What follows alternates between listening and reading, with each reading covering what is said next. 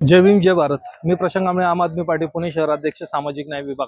आज या ठिकाणी पुणे शहरामध्ये जे अवकाळी जो पाऊस आहे त्याच्या माध्यमातून पुणे स्मार्ट सिटीच्या माध्यमातून केंद्र सरकार असेल, राज्य सरकार असेल, यांनी पुणे महानगरपालिकेच्या संयुक्त विद्यमानाने हजारो कोटी रुपये 2014 पासून ते आतापर्यंत लाखो कोटी रुपये खर्च केले, परंतु पुणे नागरिकांना नेमकं मिळतंय काय? जर या ठिकाणी जर पाहिलं असेल, स्मार्ट सिटी ही फक्त नावाला आहे। हजारो कोटी रुपये अनेक च्या घशात जाताना दिसत आहेत आणि पुणेकरांना ज्या टॅक्सच्या माध्यमातून जो दरोडा टाकण्याचं काम हे राज्य सरकार, पुणे महानगरपालिका आणि केंद्र सरकार हे करतंय। त्यामुळं मी येत्या दिवसामध्ये जर ह्या दिवसामध्ये जर पाहिलं तर अवकाळी पावसामुळे अनेक होल्डिंग पडलेली आहेत, अनेक झाडं पडलेली आहेत आणि शहराला हे नदीचं एक स्वरूप आलेलं आहे। तर मी पुणे महानगरपालिकेला आणि आयुक्तांना अशी मी विनंती करतोय,